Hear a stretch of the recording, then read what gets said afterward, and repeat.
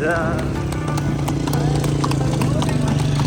قبول کړئ. دا ټایم ماما را سره میلاو شو، د غاپور سره تعلق ساتي او ځان یې ټانګه تیاره کړې ده. پخوانۍ شاهي سورلي چې به یې ورته وي هغه شان دغه یې ورته اچولي دي او ډېر زیات مزه کوي. ماما دا کوم وخت دا شوق کوئ؟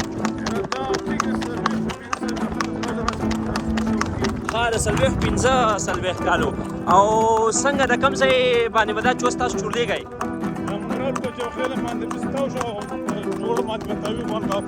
ښه. او لکه د روجې مازدیګر لنډوئ او څنګه سپرلي هم روان دی او ګلونه. او نو دا څه وایي ځوانانو ته څه وایي چې لکه مطلب دا څنګه شوق دی؟